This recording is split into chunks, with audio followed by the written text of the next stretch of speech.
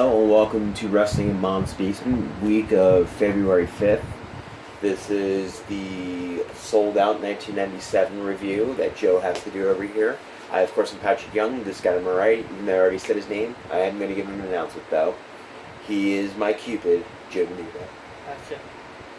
It would be weird if I said you're my Valentine. So you're my Cupid. You shoot bow and arrows at ladies and get them to love me. A certain engaged couple thinks we're partners, so. And thankfully, you don't wear a diaper and have wings. That would just be weird. I do my spare time. It's actually weird you shoot a bow and arrow. Yeah. Can you imagine that? Yeah. You end up shooting your own foot. Yeah, well. Big see next week. Sold out 1997. January 15th, 25th, 1997. Location, the Five Seasons Center in Cedar Rapids, Iowa. Attendance is very low for WCW 97, 5,120. But then again, they're in the middle of Iowa, so. And this was also supposed to be the first of many NWO pay-per-views. Commentator. They wanted to split NWO and WCW. Commentators Eric Bischoff and Teddy DiBiase. This was requested by Pat to do for the Royal Rumble Takeover Philly prediction. This is a very different kind of show. This is the first more or less only official NWO pay-per-view. And when I say NWO pay-per-view, I mean full-on. The ring is different. There's a Hailspan, NWO beauty pageant, old WCW versus NWO matches, a guy making jokes about WCW guys on their way to ring. It's way out there, but definitely intriguing, so let's get to it. We open with a black and white video of a full police escort bringing people to the arena. It's really hard to see anything when we get the old school style NWO promos. You can't see anyone's faces until they get to the arena. Hogan has the Dallas Cowboys with him for some reason. The main event here is Hogan versus Johnny for the title, which makes limited sense to me. As he fought Piper the last pay-per-view. They always had this weird concept of having Starrcade to have Sold Out as a completely different theme of show, and they have Super Bowl to complete a trilogy of S-name shows. The set is completely different looking than most shows with big lights saying New World Order and a bunch of steps. Nick Patrick is the referee for the match tonight, which must be Tyler. Chris Jericho versus Masahiro Chono. Chris is billed as from somewhere north of the border, and Chris, I should have played Hockey Jericho. It's the same voice that will say the biggest icon in wrestling in the NWA theme song. Yeah, New World Order. Yeah. Chono was part of NWA Japan, which became Team 2000 when the angle ended. Those two guys get no theme music. Patrick accuses Jericho pulling his hero off the bat. Jericho's more or less nothing at this point, so this should be a glorified squash with Chono. A bunch of those silly guys come out to send the audience, including Anderson of Harm Heat and a bunch of others. Eric says they had to give away tickets to fill the place. Considering how bad things got in about 2 or 3 years, that's historical. Nice side wrestle laced by Chris by Chono as glorified squash theory is regular so far. Nice planche by Jericho to the floor as Chris is giving in goalies. Anderson something on the floor. Jericho versus Dude gets some knee work from Chono in the ring. Kind of boring, but not bad so far. The idiot fans chant USA as Jericho sends Zaguri. Bishop decided jump back leg round kick is a better name than Zaguri. And hey, anyone that follows Tournament Karate knows that, right, Tony? Dragon Screw Leg Whip. Thanks, some moves have little names. It sets up STF, which doesn't work. Very slow count by Patrick, his both a German by the Canadian to the Japanese as the fans chant USA. Is that joke getting old? I cannot tell. They botch a belly to belly at the top, which kills the crowd pretty badly. Chono busted out a table, which is a very different thing here in 1997. It's actually for mainstream wrestling. Jericho reverses a suplex throw it and hits a missile drop kick for 2, which actually was fair. Lysol gets 2 and all fair count as his knees hurt badly here. He goes on again with his Colt by the Mafia kick. Oddly enough, that does not come off, so Chono actually shown for the table. A no Mafia kick in the ring kills Jericho dead for the pin. C+. This wasn't as bad as I expected. Actually, I don't know why I was thinking this was bad. Yeah, one of the best ever and one of the most renowned Japanese wrestlers ever. Yeah. And we got pretty good match. It was more competitive than I expected. It's probably a better explanation. Still, solid stuff here for the most part, but nothing incredible. We get a bit of the Miss NWO stuff. Some radio host named Jeffrey Tass is the host. Basic questions are asked. The girls are stupid. So, yeah, that sums up things pretty well, I think. And one of them actually is Bischoff's wife. Maury Bischoff. Yes. Big Bubba versus Hugh Morris. This is Dungeon versus NWO, as Bubba jumped to the dungeons after him. This is a Mexican death match, despite the lack of Mexicans in this match. No intro for Morris at all. Morris looks like Big Dick Dudley here. The whole death match aspect here is never really explained by Barbara. Morris just clothesline to put Bubba on the floor. Bubba finds a chain from somewhere and whips Morris with it. We're told that Mexican death match means anything goes. No let him out here, and of course no cover. Okay, it says one less man standing. Patrick counts as slow as possible, so Morris goes after him. Bullshit gets back up and does nothing about really basic punches and strikes. Morris just plays him with a low blow and Bubba heads out for a walk. We go to the stage where Morris just as a moonsault, which was completely messed up anyway, so that would have been, they would be on top of each other. Bubba grabs a motorcycle and runs down Morris Rikishi style. So that, of course, has it. D. Just kind of brawling here with Bubba not doing much role. Naturally, this had no point. And we'll only be on this pay-per-view, and this one alone. This went nowhere, and the ending was real stupid. At least it was short. Whenever we get to the point, it's not really good sign. The NWO chicks are still stupid. This is 5 minutes that nothing's come from. There's the NWO website. Nice job updating to remove the guy not in the team anymore, the Giant. Jeff Jarrett versus Mr. Wall Street. Oh, well, this is going to be bad. Wall Street gets a bad roll to start for 2 as Jarrett argues with Patrick. Basically, it's a handicap match with the announcers praising the far over the hill Wall Street. Deborah in the audience likes Jarrett. Jarrett goes into the audience and no one cares. Sleeper goes on as Deborah is trying to get Mongo to do something. Far too many wrestlers in this as we're on our third like a minute and a half. Eric says the crowd's getting anxious. Okay, so in the NWO language, anxious means bored out of your mind. Yes. And wanted to crack her freaking skull open to end the pain of this match. This is during the Jarrett wants to be a horseman period, which went a grand total of nowhere. Anderson's kind of scouting Jarrett at this point, but it's not like he's going to get much here. Wall Street is just bored beyond belief. Figure 4 goes on, and Patrick literally drives him to the ropes, so Wall Street can get to the break. Wall Street gets a downward stress as Mongo jumps the guardrail and drills him with the briefcase and threatens to revoke Patrick's parking pass if he doesn't count the pin. F. Yeah, this was a whole redundant. Wall Street was just worthless at this point. And Jarrett's face is just boring beyond all comprehension. Horrible match. The pageant is still going. And it's just a major questions like you were seeing in beauty pageant, but they're biker chicks and non-attractive and stupid. And now we have a sulk. Yeah, the house band does some weird metal band rock song where the only recognizable words are New World Order. It's as stupid as this. Buff Bagwell versus Sky Rings. Bagwell had recently turned black and white, so this is the buff, I guess. I don't know about you, but I was begging for that American Meal Showdown. American Mouse. American Mouse. American Mouse. Bischoff talks about how Bagwell has the it factor and is going to be a movie star, according to Hogan. That's worse. Buff challenges Eric Hogan and poses, so Riggs jumps in the Star Assault and now where he's stalled. Yeah, unless it's the adult variety, I don't think it's going to work. Now, the constant camera cuts are reaching TNA levels here. They're doing a weird handheld look here, and it's really not working at all. Apparently, Buff has a new move for our son. He slaps Riggs and is on. Buff ascended forward, which isn't a DQ here for no apparent reason. I hate that rule, but love how they constantly change it. Eric quoted, "Everybody has to go somewhere. Horses have glue factories, and people here have Connecticut."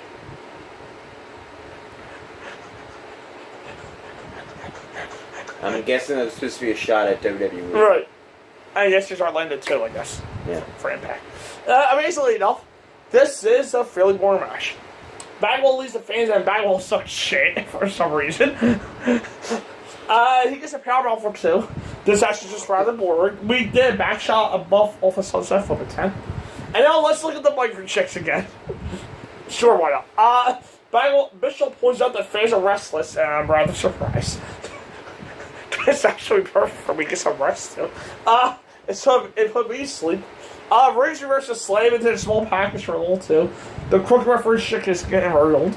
Tornado DDT puts Buff down. Riggs, of course, doesn't cover. Eric picks New England for the Super Bowl. Which was the wrong selection, of course. That would be the Green Bay Packers who won in 1997 over New England. Huh. I don't even know New England Patriots were in Super Bowl contention before Tom Brady. Our coach beat them. Huh. Okay. He was second string Brett Look Favre. at that. Look at that. He was second string Brett Favre on the And Packers. this year, Yeah. Doug Peterson beat them this year. Yeah. And there's some more camera cuss. That was way too much NFL stuff now, I know. I know. And there's some more camera cuss. I don't think we should ever do that again. Yeah, I know. I feel out, please. And there's some more camera cuss, and we're slowed down. The fans are miserable. Patrick is tired here, and I can't really blame him for that. They go to the corner, but they've used the blockbuster to end this. Yes, this got 14 minutes. F+. And that's just because I love the blockbuster. So your F pluses are literally just finding one positive thing in the match. Yeah. One positive thing in an otherwise shitty match. Right, yes. Okay. But I do love the blockbusters. Cool. You do. Yeah, that is probably your favorite finisher. This is incredibly boring and not even a face-to-face match. At the end of the day, this is Marcus Bagwell versus Sky Riggs for almost 15 minutes on pay-per-view. There's no way. 7-year rookie. This 7-year rookie of the year, in fact. There's no way that works no matter what you say. Yeah, we did. The girls are stupid. There's an NWO hotline. What's on it? Find out on Nitro. Diamond Dallas Page versus Scott Norton. So Page turned down the NWO and became massive face in the process. So the ending here is about as obvious as you can ask for. Norton is strong, of course. Page isn't quite his usual self at this point, but it's coming very soon. Page versus Savage will ignite his career and make him the superstar that he will become. He's moving here, which is odd to say. He was moving slowly here, though, which is odd to say. And we still get Norton is strong. They keep talking about Taker in Japan, which was a thing hype for a while, then never happened, of course. Page pancakes him. Apologize, but slams it forward, they said. But Norton's power takes over again. I never got why he was supposed to be all awesome or something. Sting is in the corner building, so this whole match is front, of course, you know. Shoulder breaker sends Page to the floor, and he's in trouble. He is beat up for a good bit on the floor, so the PA guy calls Page a loser, which has happened in every match so far tonight. Old Norton for a while, and Page punches his way out of it, and hits a nice top rope clothesline for two. Page calls to the Diamond Cutter. But here goes a bunch of the weaker NWA guys led by Bagwell to offer the spot on the team member again. He says yes and puts a Cheryl before dropping Norton, and then in an actual smart move from a face, gets the heck out of there before they kill him. Norton was a count, I assume. Yeah, he does. The boring match, but Page was trying at least. Like I said, his big old push is coming soon. And to say it worked is an understatement. This is also just some angle, and the match is pretty bad because of it. That clothesline was good, though. We narrowed down a bit in the pageant, and there's just nothing to say about this. Tag titles. Outsiders versus Steiner Brothers. This was built forever and included attempted vehicular manslaughter. Okay. By the heels. I mean, there was a video of the two teams in the cars. You remember this. Yeah. And the Outsiders ran them off the rope. The Scott stars off. Scott Hall and Scott Steiner. With various level of line work, these camera angles are getting really annoying as it's hard to tell what we're looking at sometimes. And let's talk about Hogan. Rick versus Hall now, and now we're back to the arm. Rick gets out of it by punching Hall in the face. And again, what all else feels, hit them in the face. Chokeslam gets Hall out of trouble, and here's Nash. They don't exactly look energetic out there, if it makes sense. Scott has the spin belly to belly, and now more arm work. Everyone has the arm work on various times here. This has been half punches, half arm work, and half suplexes. There were occasions where both would go on at the same time. Big Boot puts Rick to the floor. The ring color is very off-putting here. This is your usual slow and plodding Outsiders match with not a lot going on. About a lot of time wasted, which technically is something, I guess. And now let's yell at DiBiase because we don't care about the match. Nash does his elbow, which takes us nowhere. Scott reaches out to Rick, but Rick is facing the wrong way.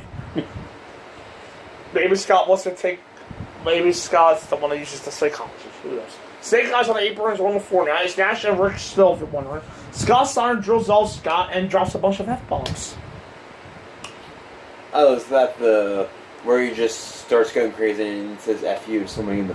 one of the fans? Yes. Yeah, I seen that clip on Botchamania. Good night. This needs to get going already. Scott Foley comes in and beats up anyone that enjoys being outside of these. Everything goes nuts, and Scott gets the Razor's Edge to Scott, but there's no referee. Topper Bulldog ends hole, and Randy Anderson comes in and out of the crowd and counts the pin. If you're stupid enough to defend this lasted from Nitro next night, you're a very stupid person. D+. Just rather boring dead as the outsiders can move it all, and it's just an interesting to see them fight. Nothing special as this drag. It's the longest match of the night at 15 minutes almost. And it felt like a lot more than that. The screwjob ending doesn't help much either, but that's not a lot is going to help the show at this point. U.S. title, Eddie Guerrero versus 6. Remember when I said about nothing being able to help the show? I still think that's correct, but this isn't going to hurt Eddie. Eddie is champion here, and 6 has the title itself. Oh, and it's a ladder match. Okay. The lack of music for the faces is really weird. 6 is, of course, the truest Jewish champion in the world. Bishop calls him a one-man rock concert. Oh dear, he's almost speechless. Eddie jumps him as the belt is being lifted up in the air. That would be cheating, right? Lying cheers. Even though I find the jokes that I wrote here boring. I think that might be due to the show just being weak so far, thank you. It's different for sure. But there's just nothing new in the ring so far. Granted, that can be said about almost all WCW pay-per-views from this era. Big dive from Eddie sends 6's head into the ground hard. Easily the biggest spot of the night so far, but that looked very bad. Waltman, I'm just going to call him Waltman, or Sean. Because for some reason the 6 name always irritated me. X-Pac. X-Pac? I don't know why 6 irritated me. The name. I'm not sure where, I'm not exactly sure where it came from. I heard 1, 2, 3 kid. That's what I heard. 1 plus 2 plus 3 equals 6. 6, that's what I heard. And I also heard that he's the 6th member of NWO. They don't know. So, yeah, I'm not sure where they got 6 from. Yeah. X-Pac hits the spin kick off the stick. Guerrero across at least a weight to second here. Bronco Buster hits Eddie, but it's just one shot at this point, so John is annoying yet. The Bronco Buster. Yeah, I hate that move. Eddie hits the drop kick, and X-Pac is flying. You would think he's catching a cannonball or something. All of that. Some layout finish, sounds of gay slur at Eddie. And even Eric has to respond to it. Big suicide dive by X-Pac, and the crowd's clearly restless. You know, this has been a pretty decent match so far. Well, granted, that's based on like 6 versus so, but it's a breath of freaking air after watching Scott Nolan and Sky Rachel pay-per-view. Scott homemade ladder match is awesome. Did you know that? Tier Tower shot the wall to X-Pac's head, and Eddie controls pretty easily here. It becomes your standard what Wild things can we do with a basic piece of hardware match, which is always pretty entertaining. Especially with talented guys like Eddie and pretty good guys like X-Pac. He's all favorite goes on the headshot earlier though, I think. Big old top rope suplex from Eddie as X-Pac looks a little dead at the moment. Both guys go up and X-Pac does something I've never seen before. Jump into the air and hand drop kick. Kind of and closer to than what our Bishop called it. To Eddie, which looked great. X-Pac, of course, crashed on a car driven by a penguin with bad eyesight. X-Pac can barely move. As Eddie cranks up again, both guys go up as Eric says, do it for Alex and Chains. Both guys go up and grab a belt at the same time. Eddie drills him with it, they both fall, but Guerrero holds on to it. They get the title back for good this time. I don't know why I gave it that grade. That's wrong grade. B+, not B-. B+. Match of the night by far. This was actually good. With these should be able to have some time to show off a bit. This is pretty good, but nothing great. See what happens when you have 2 young guys out there and get them something where they can show off. You get a good match. The pageant begins. Huh? As with a fat chicken to make out with Eric. Again, it's too much sales. WCW World Title, Honorable Hogan versus the Giant. The pyre for Hogan is set to his music, which is pretty cool looking. The Cowboys are wearing down here no t-shirt for Hogan, which is weird to say. Nate Newton is here. Who's that? Someone from the Dallas Cowboys. Oh. And George Tate and Ray Donaldson. Hogan is tiny looking here too, which is very weird to say the least. I don't mean because he's against Giant. I mean because his muscle base is way down. Plus, just take Giant off. This is happening because Giant won World War III, and Hogan said no tail shot, thereby taking Giant off. He was the first lead teenager to be in it like 3 or 4 months. And Hogan stalls. He begins his offense with punches before shifting slightly to hard punches, then going full on with very hard punches. Why does every move have to be heard around the world? Oh, commentary.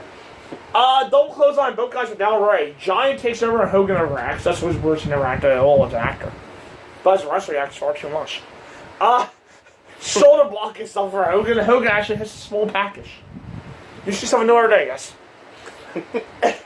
Yeah, that would definitely be a unique sight. It looked cool too, as Giant just kind of held him there when he was trying to roll through it.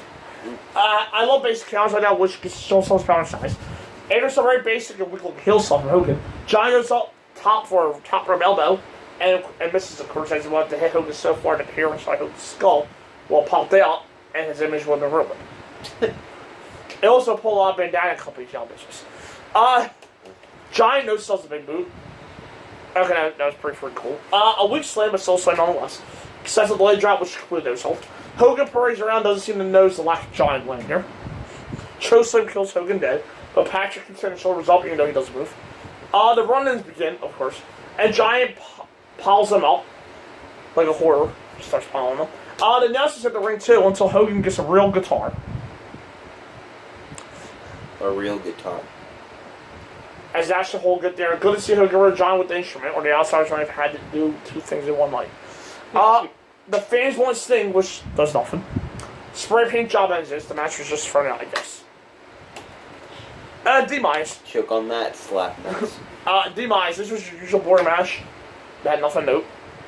It felt like a main event of a house show with the shoulder not being up thing, but it's better than the fake shoulder injury concept, I guess. An all-board match, Cowboy Rayborn show though. The copyright says NWO, which was a very nice little touch. F+. Okay, what was the positive about it? Guerrero 6. Okay. And a blockbuster.